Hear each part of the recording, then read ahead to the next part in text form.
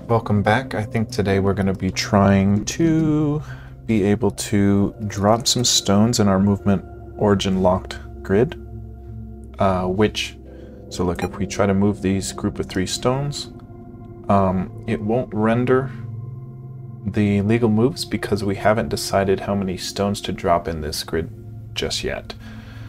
So ideally we press down and it would drop 1 stone from our mouse stones into this movement origin lock space, and then down again if we want to drop another. And then we need to press enter, and when we press enter, this first stone's dropped boolean gets set to true, and then it'll render a legal move from there. So we need to figure out how to be able to control dropping a mouse stone into our movement origin grid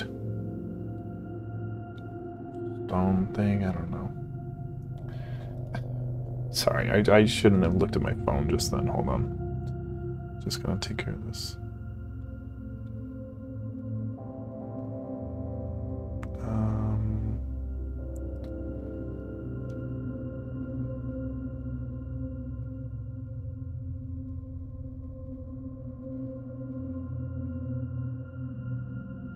I'll deal with it soon. Coding time is not a time for phones. So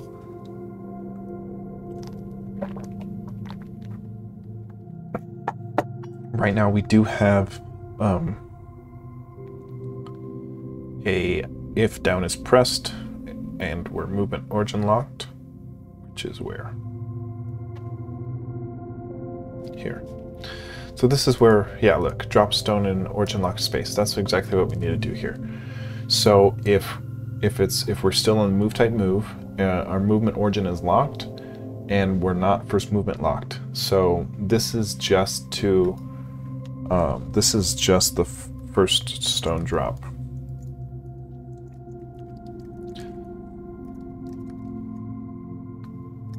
And I say first stones drop because you can drop more than 1 stone, and this is the first time we're... Yeah, because we decided instead of just choosing how much to pick up and move, clicking them will take all 5, and then you have to drop how many you don't want to take if you don't want to move the whole stack, because it's modeled for 2 kind of reasons like that. One, because when you play the game, you kind of grab the stones and then you drop them in each square, so it kind of makes sense to kind of default to grabbing them and then drop them, choose how much you want to drop. And then 2, when you've got a stack, when you're playing the game, you ideally, if you've got control of the stack and you're moving, you ideally pick up more than 1 anyway, so it kind of made sense to me to default to picking up 5, picking up the max, I guess. But I'm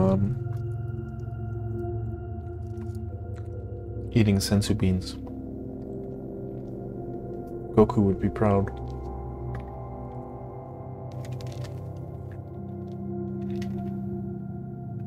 So we need to figure out how to exactly just like this. Our mouse stone members, bottom stone into origin locked space. Now, where do we save our movement origin lock space?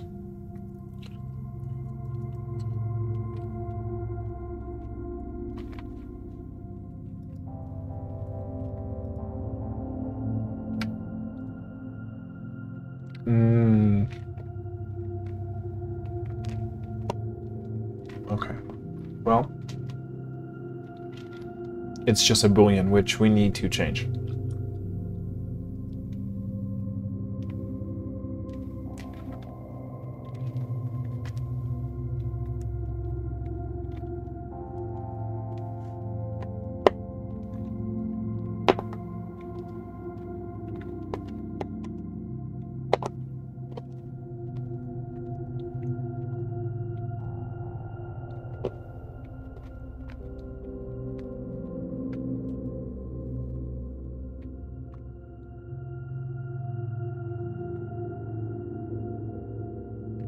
Okay, so we need to save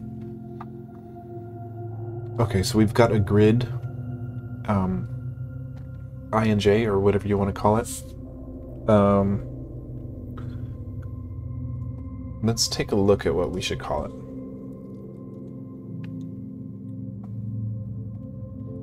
Now, I've thought in the past that we've had this backwards.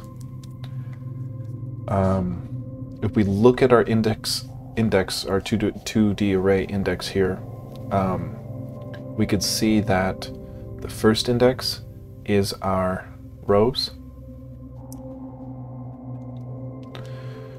So it goes row and then column. So instead of calling it X and Y, which I had been on one variable, I called it X and Y, or mouse X grid, mouse Y grid. I should have done it mouse X column, mouse Y column, which we can still rename. But it goes row first, then column. So that makes sense. So what we need to do is, instead of just locking in our movement origin locked, we need to also have a movement origin row and a movement origin column. Okay. Now, when we swap this movement origin locked, which we do right here, we need to also populate our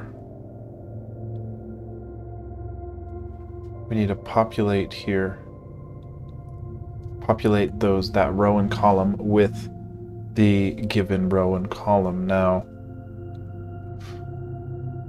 I guess we can do it right away. Like, if we click on there in a move type move and it's a legal move and the occupants are less than 6 and we're not movement origin locked yet, then we take our movement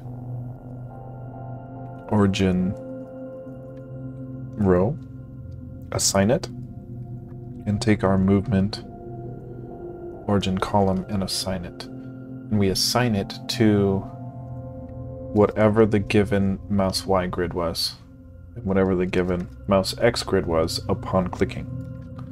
So this should only assign once, because one of the conditions is not movement origin locked, and we become movement origin locked down here, so we should only get the mouse column and row upon that click, like wherever it is when we click it. So now that we've got our movement origin values locked, what we can do is, when we press down, we can say, if down is pressed, we know we need to drop the bottom stone. Now, I say bottom stone instead of index 1, because if we press down, if we haven't dropped any stones, sure, it's index 1, but if we have dropped stones, it's not index 1. So we needed to, this is why I noted this, increment the bottom stone index by 1. Remove index 1 from mouse stones. Okay, so yeah, we need to add the bottom member into our origin locked space, and then we need to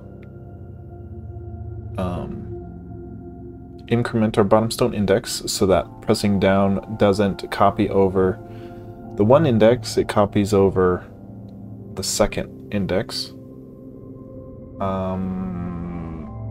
But see, this is tricky, because if we add up to undrop a stone, and that's the thing, it's like, we can design this game how we want. We can design it where once you drop a stone, you can't undo that, but I kind of don't want to do that. So we need to figure a way to be able to drop some stones and then pick up the stones before you lock in your stones dropped boolean. So how do we do that? How do we say, I mean, if down is pressed, we need to increment the bottom stone index of our mouse stones by 1. Then if up is pressed, we need to decrement our mouse stones by 1. So At least I think. It's hard to imagine how to do this. But we need this, we need a bottom stone index boolean. We'll give ourselves a bottom stone index boolean. Not a boolean, sorry, integer. It'll start as 1, so if we press it, we should drop our 1 index and then increment our index so that we would drop the next stone, because we're not actually removing the stones from the mouse stone until we lock in our movement. What we are doing is not rendering them. At least I think that's the plan. So when we click, we really do take all the stone members out of the grid, and we will add them back in. And this is the thing, it's like we could have chosen to not take them out exactly and only render them. It's a hard call for me to try to reason. Because on one hand, I'm taking them out right away once we lock in a stone pickup, a stack pickup rather. We nullify the whole grid that we were in, instead of just not rendering them. But then for our dropping, I'm saying, hey, instead of nullifying them, we're actually gonna just not render them. And I do that because since we need to be able to drop and pick up stones, we need to make sure that our indexes don't get pushed around, because we need to keep track of the members and their values. So if we go about that way for dropping, it makes sense to me, because if we nullify a stone, let's say stone 1 of our mouse stone, we nullify that. Actually, yeah, we can actually nullify the type. Yeah, you know what? We can actually nullify the type instead of nullifying the member. And I'm saying type, I mean field. I can nullify the fields of our member without nullifying the member itself. Because if we nullify the member itself, that's when we get that index shifting that we don't want. So instead of toggling what we render based on something in the render function, we would toggle what we render based on whether or not there's a nil value in that object anymore, in that index. I think that can work.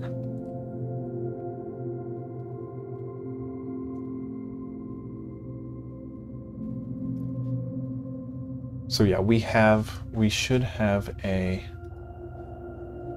bottom stone index, right? At 1? Bottom stone index at 1. Yes, we do. Now,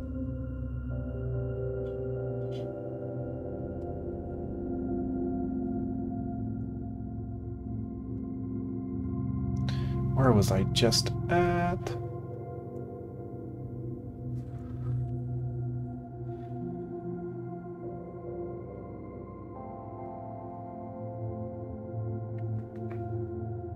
Here. So what happens when we press down? Well,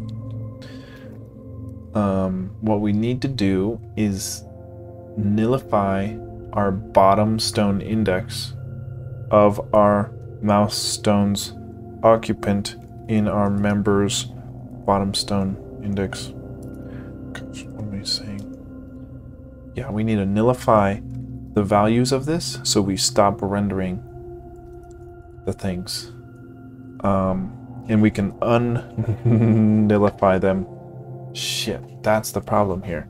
Because how do we un-nullify it? Oh, well, we un-nullify it by just copying it over from the movement origin space. So we're totally fine to nullify those values because we can just repopulate them appropriately. We need stone color and stone type to be nulled.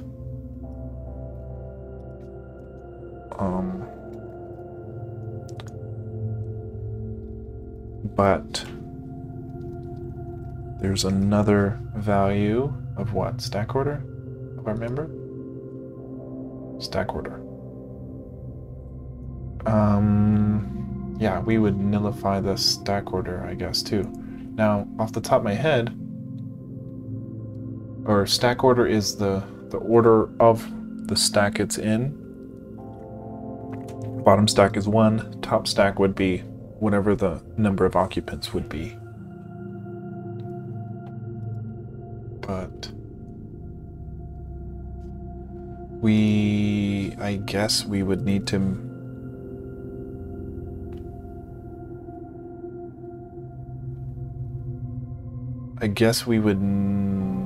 nullify the stack order as well, because we don't want any values in there left over, because it'll just ask for bugs. So we will nullify the stack order. Let's see if pressing down. Oh, and then we need to increment our bottom stone index so that the next time we press it, we would be able to nullify the next item. So hopefully with those lines of codes, we can actually unrender the bottom stone of our stack here. So if we press down, we unrender the bottom stack. Now hopefully we can do the next one. Nice, and then the last one. So we've got dropping, but we need to copy it over so that we can pick them up if we accidentally do it wrong. So we nullify the bottom stone index, all those values, we nullify them. But what we need to do before we nullify them is copy them into our grid occupants, space.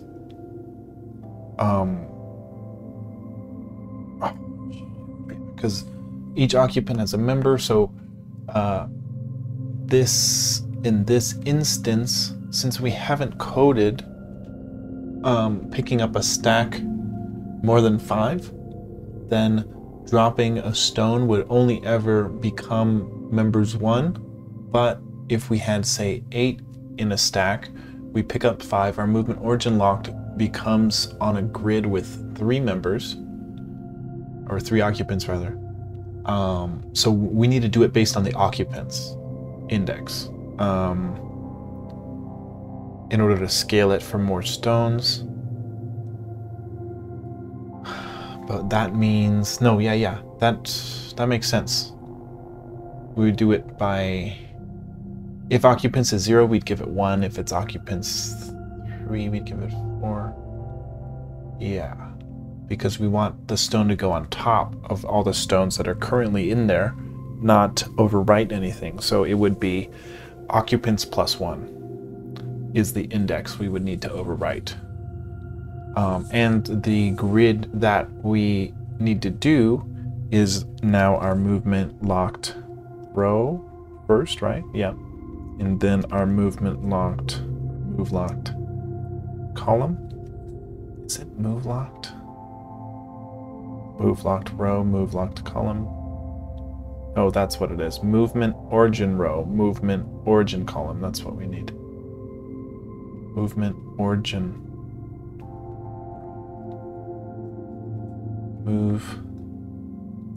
Movement origin row, movement origin column. We need to do this before we nullify those values.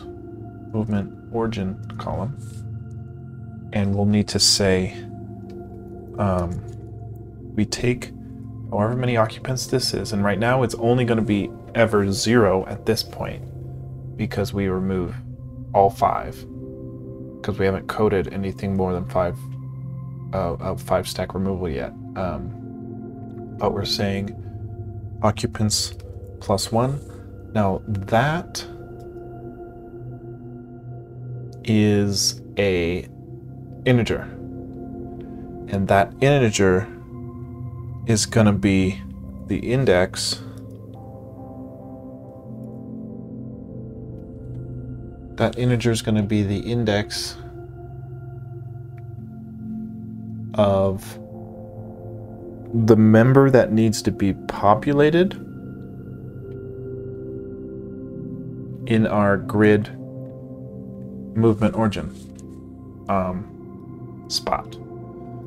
So we can say, hey, this grid movement origin spot, that's an occupant, and we're saying that the dot members at index this, which gives us the appropriate, for right now, occupants is 0 in that space, so it'll be 1, so then it'll be members 1. So then we're overriding the members 1 index with the stone type and the stone color and the stack order.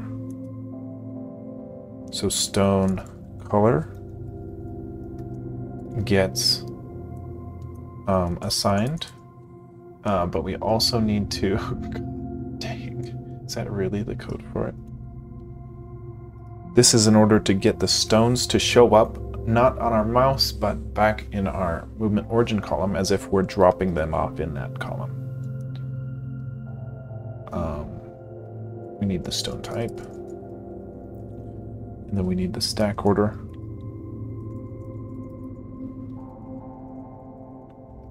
And then once we assign those, then we nullify the ones from our mouse stones, and then we have to worry about picking stones up. But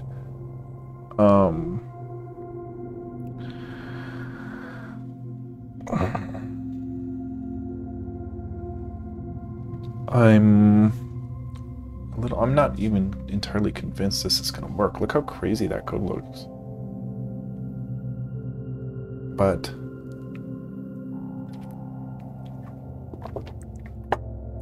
yep, I think that's right.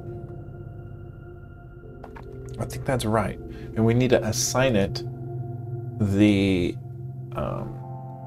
current bottom stone index stuff.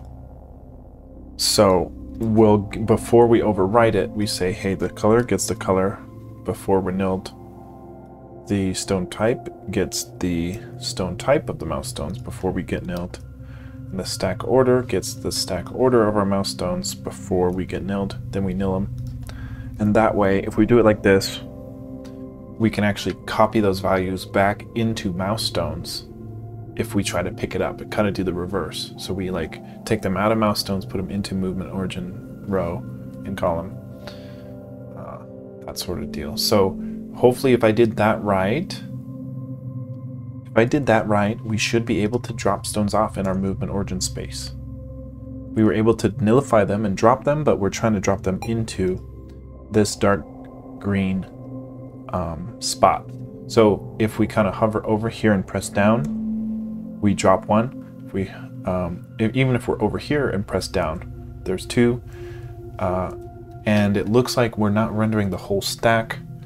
It looks like we're just rendering whatever the last one is we're dropped. I'm not exactly sure how to fix that. I'm impressed that it worked, but we're not rendering all of them.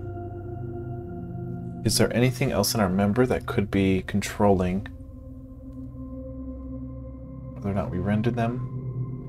Because it's like we're trying to render the stack again, just like we had it before we picked anything up. So what's different? If we look here, we've got 3 occupants. It's a legal move. Look, pick it up. We drop it. Oh, see, look, we need to increment our occupants because we're rendering based on the occupants. So we need to also increase our occupants of our movement origin space, which occupants is in our occupant class. So we will not need this dot members, we just need this, and say if down is pressed, then we need to increment our occupants back up to 1. So it'll be our current occupants plus 1. And that's what we're assigning into our occupants field of our movement origin space. So now, since rendering our members is based on, it's not based on occupants, is it? It's based on stack order. But I think we render the stacks.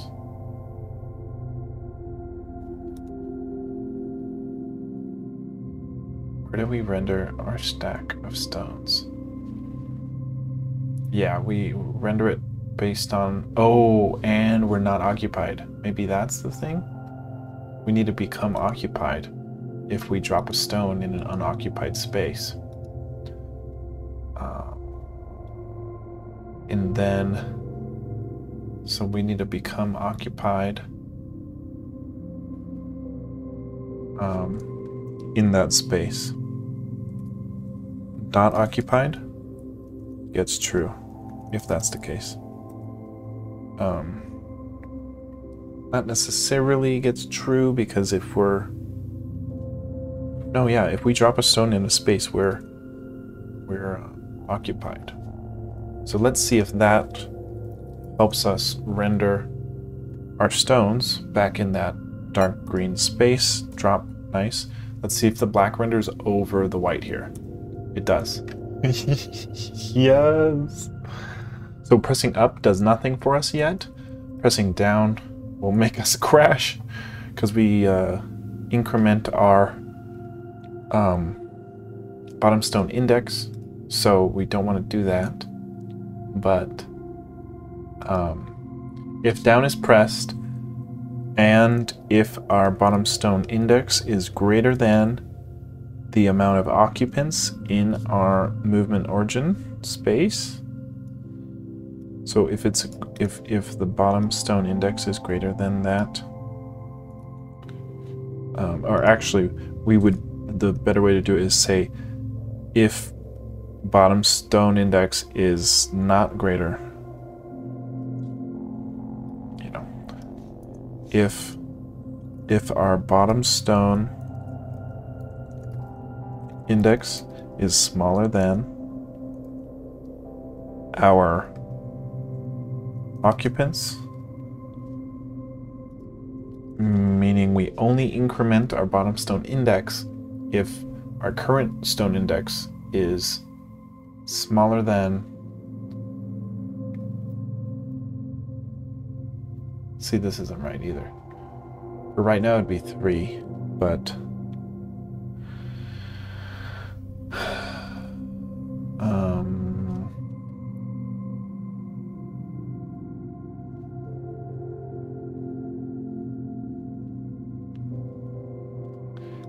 maybe I'll say is equal to, because if it's equal to the occupants, once we drop a stone, you know, we give that, we increment that occupants, and then it'll be 1, and then if we drop another, our occupants will be 2, and our bottom stone index would be 2. Maybe that's right, I don't know.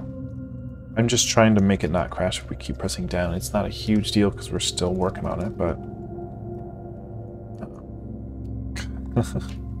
love that. Let's see. So we pick it up, we drop,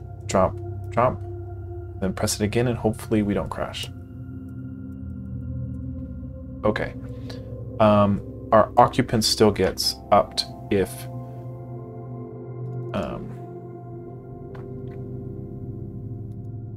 yeah, we don't want to increment our occupants if we don't drop a stone, which we need to fix. But how do we? It's like we need to, it's almost like when we pick up the stone, we need to save in another local variable. Hey, there's 3 occupants. And then it's like, hey, if you've pressed, see, and then how do you, if you've dropped more than 3 stones, like don't increase your occupants, don't increase your bottom stone index. So it's like we need to say If down is pressed, then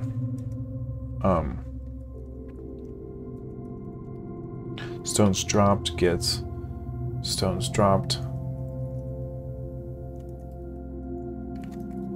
+1, and we'll need to decrement that if we pick a stone up.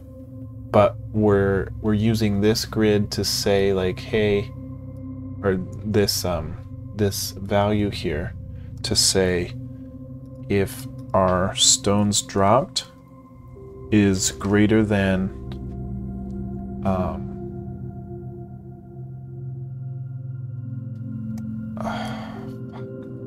we can't exactly do this just yet because we need I mean, we need to just do more stuff. Like, we need to be able to keep track of how many stones you pick up in the first place, like stones in hand.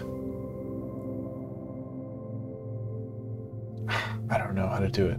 I don't know how to do it, but currently we've at least got it working to that point where we can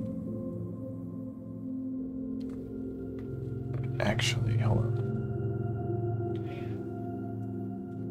So yeah, when would we not increment occupants? Well, if our, how about if our mouse stone occupants is, if our mouse stone,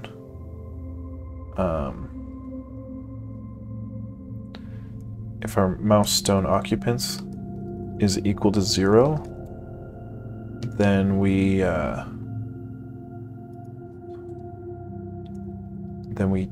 or if it's not equal to 0, then we increment our occupants. And then otherwise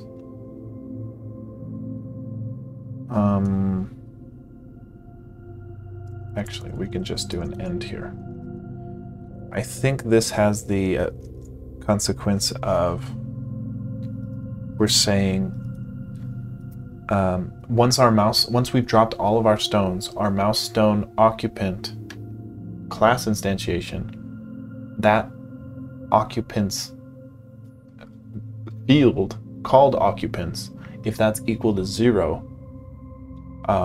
actually if it's not equal to 0, that's the only time we increment our movement origin occupants. So now if we press down as many times as we want, our occupants shouldn't keep increasing like it just was doing. So let's see. It's actually not working anymore.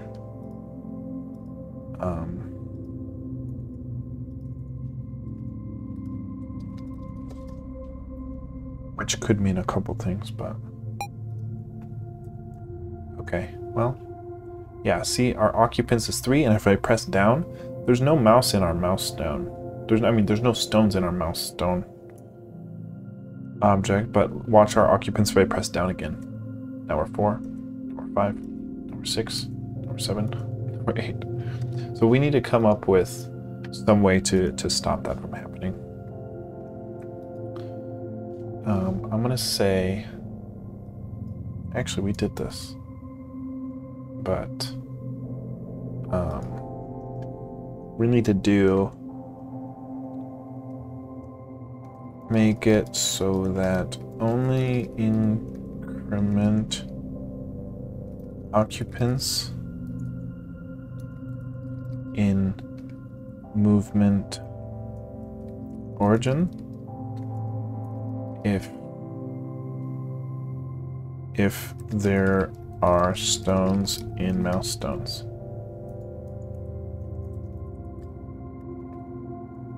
So like we'd only do that if we have and I thought we could just do this, or if mouse stones and occupants is greater than 0 maybe.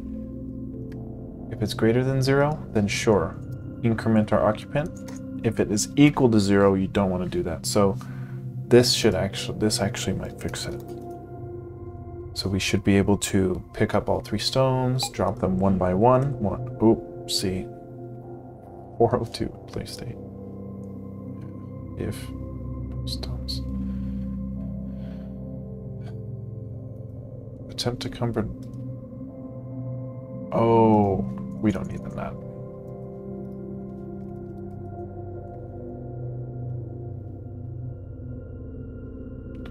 So pick up, drop, drop, drop. Now we've got 3 occupants here. If I press down again, it shouldn't increase. It does. And it increases. Our occupants gets increase the milestone occupants. So we might be doing something wrong. Oh, we're not decrementing our milestone occupants. Duh. Every time we press, our milestone occupants needs to get decremented. Then it'll be 0 once we have 0 stones left, and then it'll stop increasing our occupant field in our movement origin grid. So see how 0 occupants, there's 1 occupant, there's 2, there's 3. Oh, it stopped rendering. I think it stopped rendering our stone stuff. Yeah, shit. What? Oh, what? Oh, God. This isn't exactly right. Okay, we'll need to fix this. I thought I could fix it real quick, but at least we've got stone dropping. It just crashes because it's not perfect yet. And the idea is we would drop. We'd be able to drop, let's say, 2, and then hit enter to lock in how many stones we dropped, and then we have the ability to drop this last stone in any legal move. So yeah, it's coming together. If we take a look at our git diff here, we added in our movement origin row and columns and a bottom stone index. And we save our movement origin row and column based on our mouse grid upon a click on a type move and a legal move. We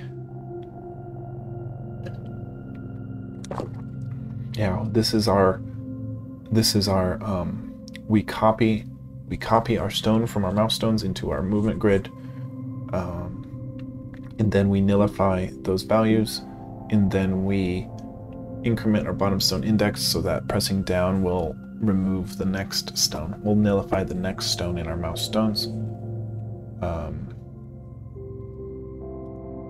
Oh, and yeah, you know what? That's why we can't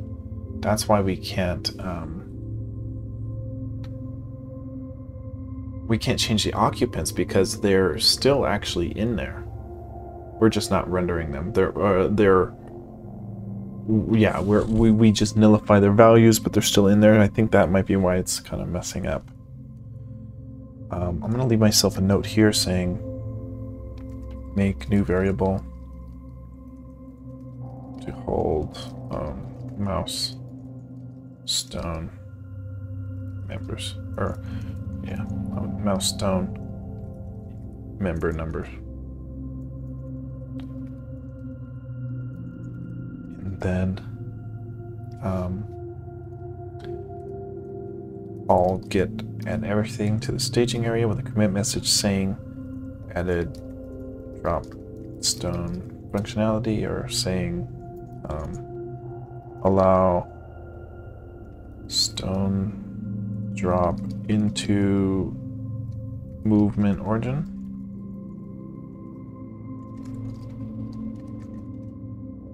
Movement origin space. Then I'll say still buggy.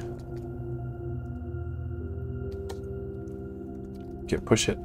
Call it a day.